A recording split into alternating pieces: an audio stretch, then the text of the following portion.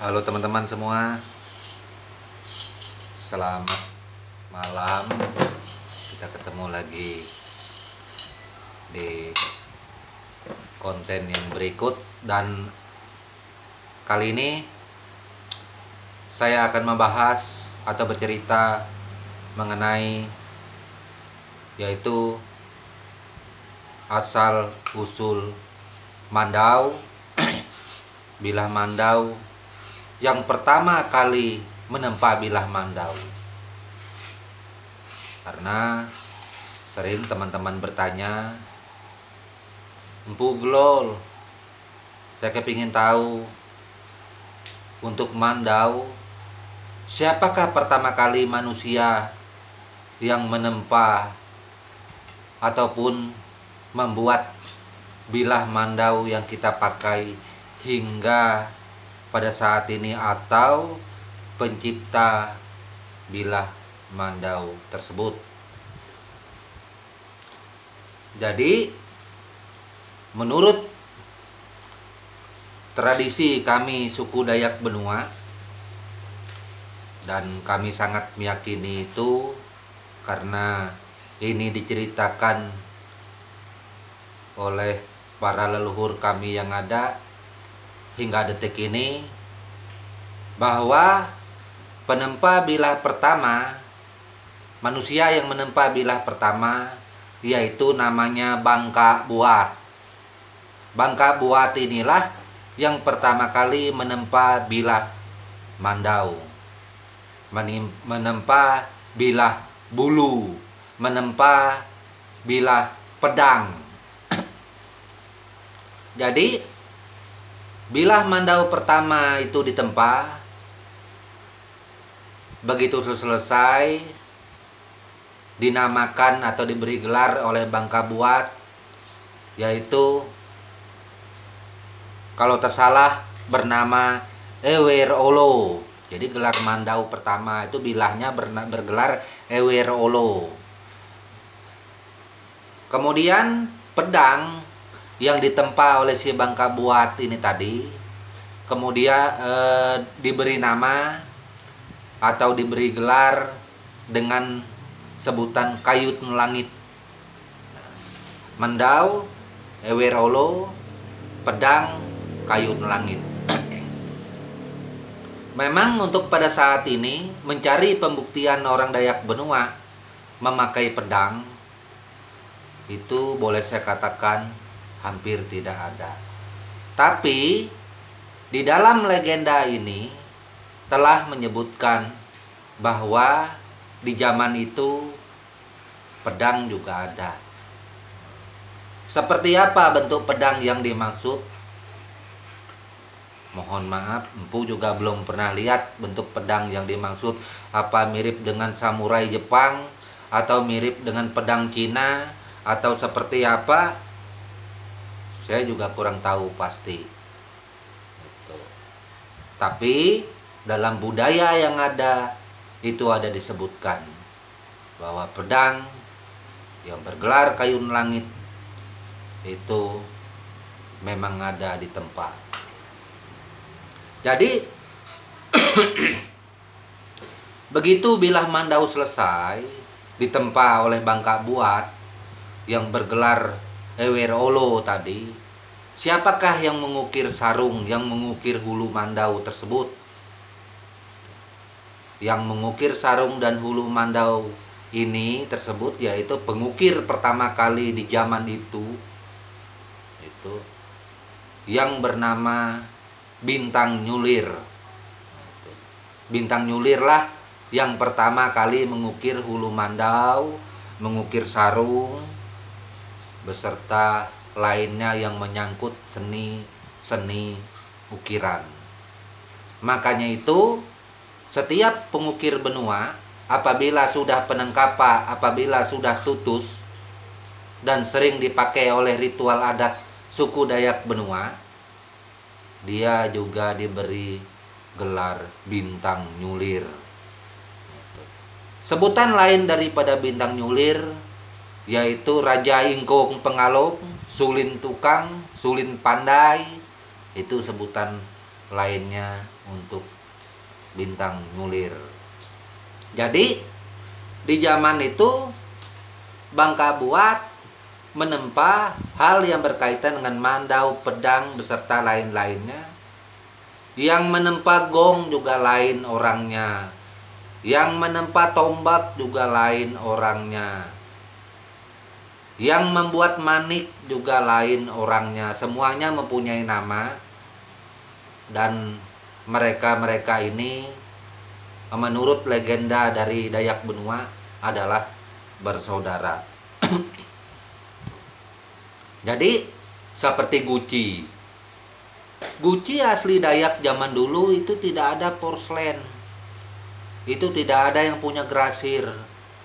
Tapi dia masih dalam bentuk tanah yang dikeringkan, mungkin dalam pemasakannya atau pengapiannya seperti apa, empu juga kurang paham. Yang jelas dia masih dikatakan sebagai tembikar. Nah, seperti itu. Jadi orang Dayak memang ahli membuat guci juga. Gong, orang Dayak juga ahli membuat gong. Jadi manusia-manusia pertama ini yang ahli pembuat barang yang ada, setelah beliau wafat dan kemudian tidak ada penggantinya. Tidak ada penggantinya. Hanya yang masih ada meneruskan penggantinya berdasarkan tutus, berdasarkan penengkapa, yang masih mempertahankan itu diantaranya bintang nyulir. Kalau bintang nyulir sampai sekarang setiap pengukir benua itu dia adalah jabatannya bintang nyulir. Kemudian setiap pandai besi itu penempa mandau itu pasti dia harus tutus atau penengkapa aturannya, karena kita nggak boleh kalau ndak penengkapa. Jalurnya kita mohon izin, mohon restu, mohon petunjuk. Nah, kita meneruskan pekerjaan terdahulu yang ada itu menurut tradisi kami Dayak Benua. Apakah yang masalah penempa bilah mandau pertama kali ini menyangkut semua Dayak? Mohon maaf, Empu Gulau tidak berani mengatakan itu. Saya tetap hanya mengatakan ini menurut kami suku Dayak Benua. Kalau memang apa yang saya ceritakan ini ada sama, bahwa kami seperti ini juga, ya syukur, berarti kita adalah dalam satu naungan budaya yang sama, berarti kita masih dalam rumpun yang sama. Jadi mandau pada waktu itu dibuat bukan untuk membunuh, bukan untuk perang. Itu kalau ada versi dari suku lain mengatakan mandau dibuat itu untuk membunuh, untuk perang.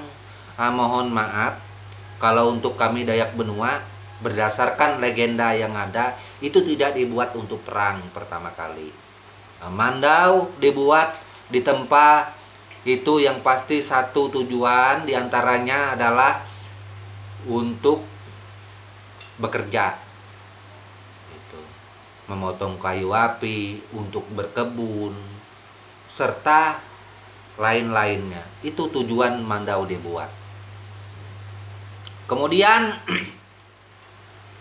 di zaman itu juga diceritakan, ya kan, mandau bulu pertama kali dipakai, yang pertama kali dipakai untuk membunuh manusia karena adanya dendam dan permusuhan. Kemudian karena bulu ini untuk membunuh manusia, untuk menjaga keamanan di zaman itu, menurut legenda yang ada, agar mandau-mandau ini tidak boleh membunuh manusia lagi, maka senjata yang namanya bulu ini tadi tempuk ke langit. Itu tempuk ke langit, bulu ini terbang diangkat ke langit supaya tidak ada terjadi pembunuhan itu benda ini. Tapi ternyata setelah kejadian itu, yang masalah Mandau dan Bulu ini tetap saja pada akhirnya banyak digunakan sebagai alat untuk membunuh, karena berasal dari legenda itu awal mulanya kejadian yang terjadi. Meskipun bulu ini sudah diangkat ke langit, tapi tetap saja terjadi. Jadi pembuatan barang-barang ini tadi, asal usul yang ada, mohon maaf sekali bagi kami suku Dayak Benua, sebenarnya bukan untuk tujuan membunuh. Itu asal usulnya. Kemudian gimana empu sampai terjadi perang, terjadi untuk membunuh segala, mempertahankan diri segala macam. Itu karena adanya proses waktu yang sedemikian panjang, kemudian adanya peraturan lain. Mungkin empu sudah nggak terlalu enak menyebutkannya, mungkin teman-teman cukup memahaminya sendiri mengapa demikian. Maka alat yang menjadi efektif dan dianggap layak pada zamannya itu hanya Mandau untuk mempertahankan diri dan sekaligus untuk membunuh juga, seperti itu. Mungkin itulah sedikit keterangan tentang asal-usul Mandau. Menyangkut perkawinan, Dayak juga persembahan perkawinan sebelum adanya diiringi mas kawin. Sumpamanya kalau sekarang mas kawin, kalau dulu kan baju-baju adat, pernak-pernik, segala topi, segala manik, segala pakaian doyo, sumpamanya segala pakaian jomo itu yang dari kulit kayu, disertai dengan Mandau untuk persembahan meminta ataupun meminang seorang wanita. Itu Mandau. Nah, Mandau juga difungsikan sebagai alat ritual. Setiap ritual-ritual orang Dayak Benua ini pasti ada Mandau di situ sebagai kekuatan, maupun ketika seumpamanya seperti saya, Empu Glol, kalau ngukir patung belontang untuk acara kuangkai atau gugu tahun, itu saya pasti memakai Mandau. Untuk apakah Mandau itu? Mandau itu dipergunakan sebelum saya ngukir sebagai kahik bunyi benua, kahik kikit, pengorai jus, penokeng jus, sebagai pengeras. Itu karena kita nggak boleh nggak ada kahik, nggak boleh nggak ada pengeras. Itu kalau supamanya pengewara, orang yang wara atau penyentangi, nah itu dia biasanya memakai keris, badek, atau Mandau sebagai kahik dia.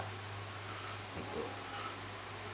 Jadi itulah sebagian ataupun cerita asal usul Mandau, siapa pertama kali pembuat dan penempa bilah Mandau.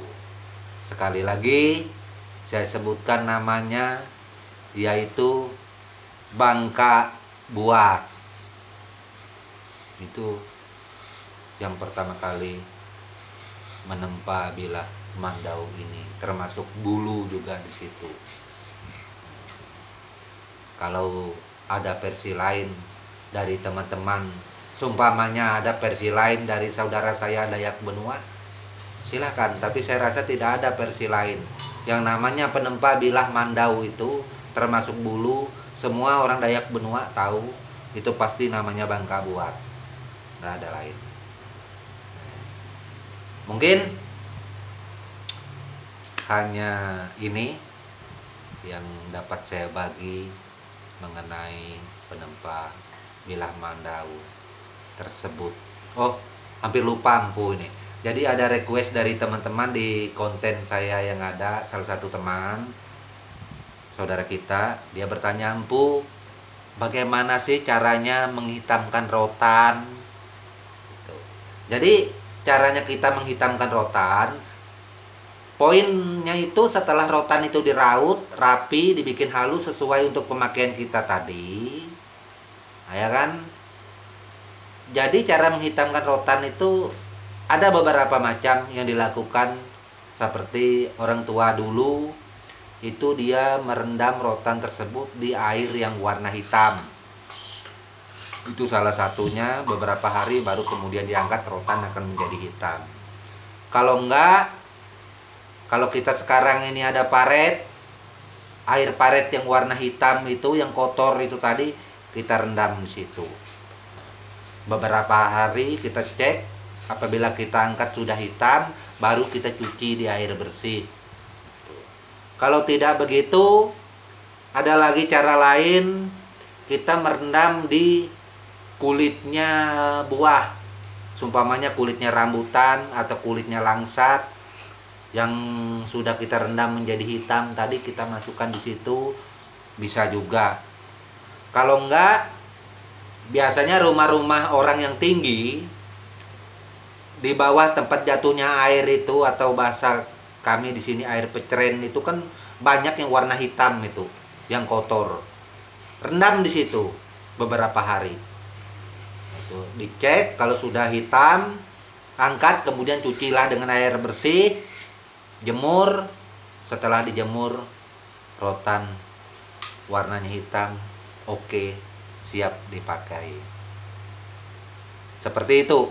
Ini untuk hitam yang permanen dan bagus. Bisa juga pada saat ini kalau kita kepingin menghitamkan rotan secara instan, beli semir rambut. Ya, gosok dengan semir rambut. Rotan akan hitam dengan cepat, hitungan jam. Kemudian dicuci, dijemur, baru dipakai. Tapi kayaknya semir rambut kurang terlalu efektif. Sebab semir rambut biasanya sering luntur kalau dipakai ke tangan, lama-lama dipegang, dia akan merusak warna yang lainnya yang kita tidak hitamkan. Gitu. Nah, jadi mungkin itu penjelasan dari saya mengenai mandau, rotan, dan tak lupa saya ucapkan salam buat semuanya, salam budaya, sampai jumpa lagi untuk yang selanjutnya. Tabe.